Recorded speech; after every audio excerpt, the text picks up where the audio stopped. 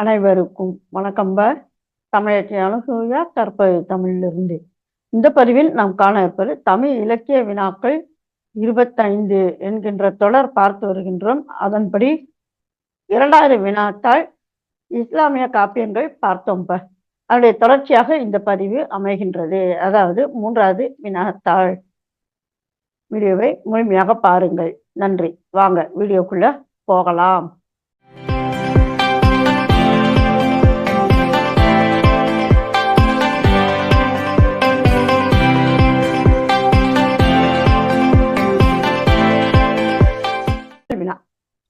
இசை முரசு என்று அழைக்கப்படுபவர் நாகூர் அல்ஹாஜ் இஎம் ஹனிஃபா ஆவார். நாகூர் ஹனிஃபா தாம் பாடத் தொடங்கிய காலத்தில் யாருடைய பாடல்களை பாடினார்? புலவர் ஆபிதீனின் பாடல்களை பாடினார். நாகூர் ஹனிஃபாவின் பாடல்கள் எங்கெல்லாம் ஒலிக்கத் தொடங்கின? இஸ்லாமியர்களின் திருமண நிகழ்ச்சிகள், மீலாது மேடைகள், தர்காக்களின் உருஸ் நிகழ்ச்சிகள், முஸ்லிம் லீக் மாநாடுகள், பள்ளிவாசல் சிறப்பு நிகழ்ச்சிகள், திராவிட முன்னேற்ற கழக மாநாடுகள் ஆகியன. ஆபுதீனின் பாடல்கள் தன்மை என்ன? சுத்தமான தமிழ் பதங்கள் மற்றும் எளிய நடையிலான பாடல்கள். இதற்கான சான்று: இல்லாது இருந்து எங்கும் இயங்காது இயங்கி வாயால் சொல்லாது அமைந்து சொல்லி செய்யாது உவந்து செய்து எல்லாம் உணைந்து ஆய்ந்து எண்ணும் மனத்தை ஈந்த வல்லா நுணை விளக்க வன்மை எவர்க்கும் போதா. இறைவனே, உன்னுடைய திறமையை வலிமையை எடுத்து கூறுவதற்கு எவராலும் இயலாது, யாருக்கும் போதாது அப்படிங்கிறாரு. புலவர் ஆபுதீன் பற்றிய குறிப்புகள்: அவர் பிறந்தது நாகூரில் பிறந்தார். இவருடைய மொழி புலமை ஆங்கிலம், உருது, மலாய், பர்மா. பன்முக திறமைகள்: ஓவியங்கள் தீட்டுதல், அச்சு கோர்த்தல், வாழ்நாள் செயல். சிறு வணிகம் புரிந்தாலும் பாட்டு எழுதுவது மட்டுமே நோக்கமாக கொண்டிருந்தவர். இவர் எழுதியிருக்கின்ற பாடல்கள் 4000க்கும் மேற்பட்ட பாடல்கள். இவரது பாடலினுடைய கவித்திறன் என்ன? யாப்பு இலக்கணம் கூறுகின்ற எல்லா வகை பாடல்களையும் பாடும் திறன் பெற்றவர், சித்திரகவி உட்பட. பாடல் புனைவதற்கு ஏற்ற ஒரு சூழலுக்காக அவர் எதிர்பார்த்து கொண்டிருக்க மாட்டார். தேவைன்னு சொன்னா போதும் உடனே கவிதை பாடத் தொடங்கி விடுவார். திடீர் கவிதைகள். தமிழில் தரும் திறமை கொண்டவர். தூங்குகின்ற நேரம் தவிர மற்ற நேரங்களில் பாடல் எழுதுவதையே நோக்கமாக கொண்டு வாழ்ந்தவர். இவரது பாடல்கள் கவிதை பார்த்தோமானால் பன்சாரா கவிதைகள் என்று சிறப்பு பெறுகின்றன. சரிங்களா? புலவர் ஆபிதீன் எச்சங்கத்தின் ஆஸ்தான புலவராக ஆனார். கௌதியா வைத்து சபா அப்படிங்கிறனுடைய அந்த சங்கத்தினுடைய ஆஸ்தான புலவராக ஆனார். இந்த சபா பார்த்தீங்கன்னா நாகூரில் இருக்கின்றது. புலவர் ஆபிதீனை எவ்வாறு அழைத்து மகிழ்ந்தனர்? ஆபிதீன் காக்கா என்று. இந்த காக்கானாலும் சரி, நானானாலும் சரி, அண்ணன் என்கின்ற பொருளை தரக்கூடியது. நாகூரினுடைய முஸ்லிம் வழக்கு சொல் அது. புலவர் ஆபிதீன் பாடல்கள் பாடியுள்ள சமுதாய மற்றும் அரசியல் கட்சிகள்: முஸ்லிம் லீக், நீதி கட்சி, திராவிட முன்னேற்ற கழகம். சரிங்களா? காந்தியடிகள் போன்ற தலைவர்கள் குறித்து நூல்கள் படைத்த அறிஞர்கள்: காதர் முகைதீன் மஸ்தான் புலவர் அவர்கள் கல்குடி அகற்றும் அலங்காரம். என்.ஏ. அப்துல் லத்தீப் அவர்கள் இந்திய தேசிய அபிமான சிந்து. பீர் முகமது ராவுத் அவர்கள் கதர் ஆனந்த கழிப்பு என்னும் நூலை பாடியிருக்கின்றார். கம்பம் பீர் முகமது பாவலர் அவர்கள் காந்தி மாளிகை. மாளிகை அப்படின்னாக்கும் அதாவது இந்த பருடர் நகரத்தை விட்டு ஒற்றை நகரம் ஏன் கொடுக்கப்படுகின்றது அப்படின்னாக்கும் மாலை போன்று அமைந்த பாடல்கள்னு அர்த்தம். சரிங்களா? அதனால இந்த எழுத்து பார்த்துக்கோங்கப்பா. சரிங்களா? அடுத்து அசன் மோது அவர்கள் பாடிய தேசிய கீதம். கே.எம். அல்லா பிச்சை ராவுத்தர் அவர்கள் பாடிய தேசிய திலகர் மாளிகை. காசிம் புலவர் பாடிய சர்வ சமய கீர்த்தனை. போடி புலவர் கான் முகமது பாடிய ஆசிய சுடர் என்கின்ற நூல். இது பார்த்தீங்கன்னா புத்தரது வரலாற்றை கூறுகின்ற நூல். எப்படி பாருங்களேன். போடி புலவர் அவரே தான். கான் முகமது அவர்கள் கொள்கை மணி கோவை அப்படிங்கிற நூல். அது என்ன அப்படின்னாக்கா இறைவனுடைய 99 நாமங்களுடைய விளக்கம் இந்த நூலில் அமைந்திருக்கின்றது. 3 தொகுதிகளாக அமைந்திருக்கின்றது இந்த நூலானது. சரிங்களா? அடுத்து மறுமலர்ச்சி காலகட்டத்தில் நபிகள் குறித்து எழுந்த நூல்கள் என்னென்ன?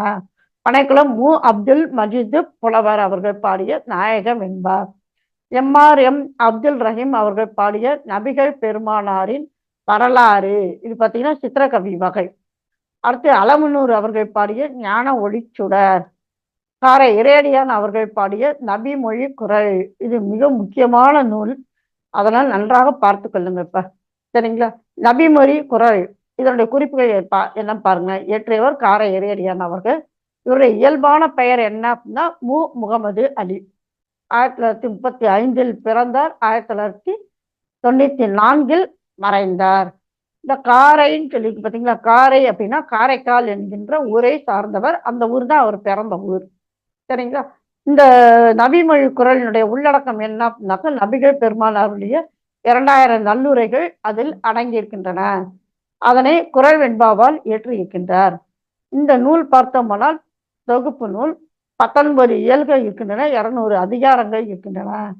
கடந்த பதிவில் நாம் பார்த்தோம், நபிகள் அவர்கள் கல்வியினுடைய தேவையை இன்றியமைய வலியுறுத்தி ஒரு கூற்று கூறினார்ன்ட்டு. அதான் இது. சீனத்தில் கல்வி செழிப்பு எனினும் சென்று அதனை தான் ஓடி கற்றல் தலை. தலை அப்படின்னாக்க சிறந்தது என்கின்ற பொருள். அதனால அங்க போயாவது கல்வி கற்றுக்கொண்டு வா என்று நபிகள் கூறுகின்ற கருத்தை கடந்த பதிவில் பார்த்தோம். அது பார்த்தோம்னா இந்த நபிமொழி குறள்ல இருக்குங்க. சரிங்களா? காரை இறையடியான் எழுதியுள்ள பிற நூல்கள். எழுதியிருக்கின்ற பாடல்கள் பார்த்தீங்கன்னா ஆயிரக்கணக்கான பாடல்கள். அவர் எழுதியிருக்கின்ற நூல்கள் திருவருட்பாவை, இது இவர் எழுதிய முதல் நூல். அப்புறம் திருநபி இரட்டைமணி மாலை, காரைக்கால் மஸ்தான் சாஹிபு வலியுல்லா அப்படிங்கிற நூல் எழுதியிருக்கின்ற. இது பார்த்தீங்கன்னா வரலாற்று பேழையாக கருதப்படுகின்றது. அதே போன்று தமிழ் அமுதம் கவிதை தொகுப்பு நூல், வாழ்வியல், அறிவியல் ஆத்திச்சூடி, கல்லறை காதல், கன்னித்தமிழ் வளர்த்த காரைக்கால் அம்மையார், செந்தமிழ் தொண்டர் ஆற்றுப்படை, நபிமொழி குறள், இளம் தென்றல். சரிங்களா? முதல் இஸ்லாமிய சிற்றிலக்கிய நூல் எது? திருவருட்பாவை, காரை இறையடியான் அவர்கள் பாடிய நூல். காரை இறையடியானின் இந்த திருவருட்பாவை இதனுடைய குறிப்புகள் என்ன? நம்ம பார்த்திருக்கின்றோம்.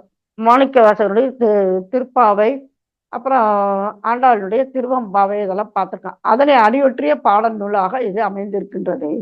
இப்ப அது குறிப்புகள் பாருங்க. இதனுடைய நோக்கம் என்ன அப்படின்னா, இறைவனின் திருவருளை தேடுதல் பெறுதல் தான். இலக்கிய கூறுகள் பார்த்தோம்னா துயில் எழுப்புதல், நீராடுதல் போன்றவை. சாதாரண நம்ம பார்த்திருக்கோம், திருவப்பாவை ஆகட்டும் திருவம்பாவை ஆகட்டும், அதுல இதே மாதிரிதான் இருக்கும். எழுங்கப்பா நீராடிட்டு வாங்க, நம்ம போய் அவர் அருளை பெறலாம், பார்க்கலாம், பெறலாம் அப்படின்னு சொல்லிதான் அவங்களும் பாடுவாங்க. அதே மாதிரிதான். அதே மாதிரி ஏழேலோர் எம்பாவாய் அப்படிங்கிற அந்த தொடர் பார்த்தீங்கன்னாக்கும் இங்கேயும் ஒவ்வொரு பாடலுடைய இறுதியிலும் காணப்பெறுகின்றது. வலியுறுத்தியது எதனை அப்படின்னாக்க, இஸ்லாமிய நெறியின் 5 பெரும் கடமைகளை. பாடல்கள் 30 பாடல்கள், அவற்றிலும் அதே தான்.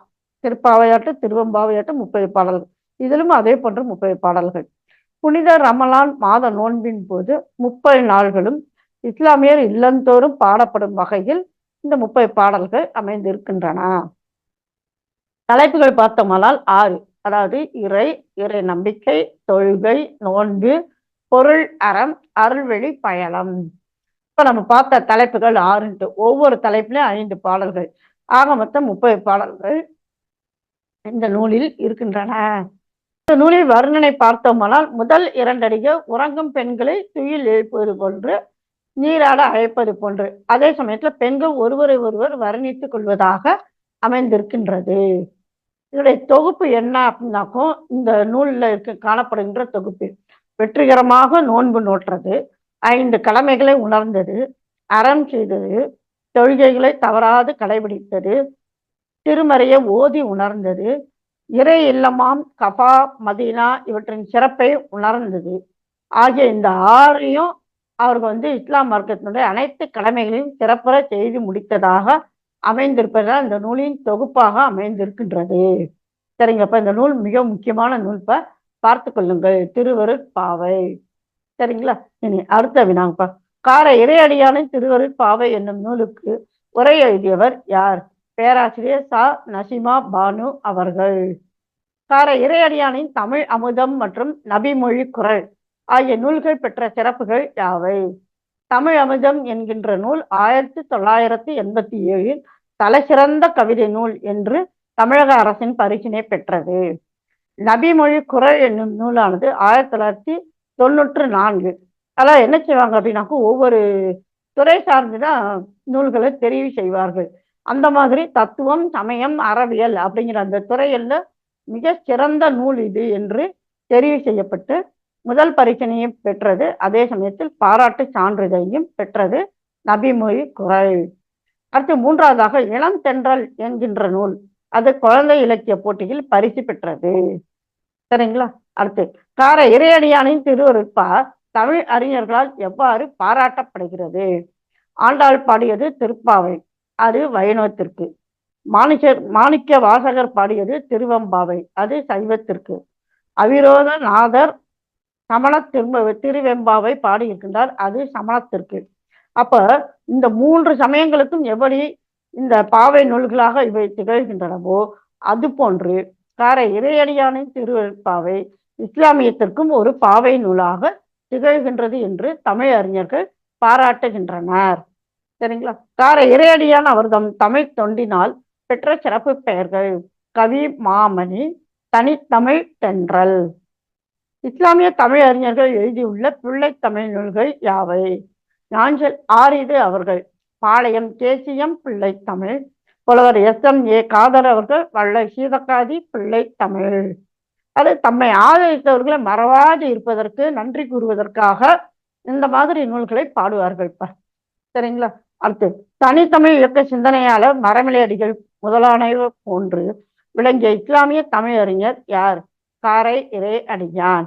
அதனால்தான் அவர் பெற்ற பட்டம் நம்ம பார்த்தோம், தனித்தமிழ் தென்றல் அப்படின்னு சொல்லி. சரிங்களா? அடுத்து புதுக்கவிதை உலகில் சாதனை படைத்தவர்களாக போற்ற பெறும் இஸ்லாமிய கவிஞர்கள் யாவர்? கவிக்கோ அப்துல் ரஹ்மான், மு மேத்தா, இன்குலாப், அபி முதலானோர். அப்ப இன்னும் நிறைய பேர் இருக்காங்கன்னு அர்த்தம். முதலானோர் அப்படின்னா இவங்கள்ல இருந்து ஆரம்பித்து இன்னும் இருக்காங்க அப்படின்னு அர்த்தம். சரிங்களா? கவிக்கோ அப்துல் ரஹ்மான் அவர்கள் இயற்றிய நூல்கள்: கவிதை நூல்கள் பால்வீதி, நேர் விருப்பம், சுட்டு விரல், ஆலாவணை, பித்தன்.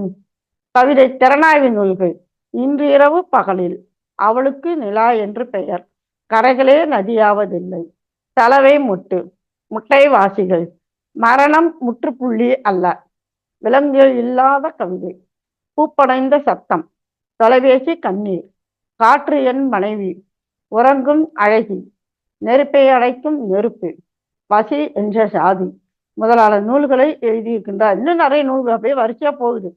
சரிங்களா?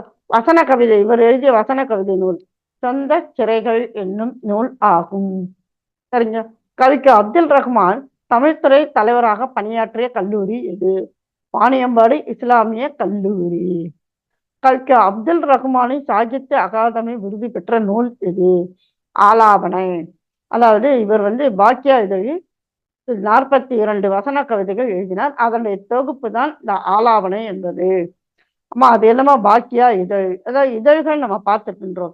வாராந்திர இதழ், மாத இதழ், அந்த மாதிரி பார்த்துருக்கணும்.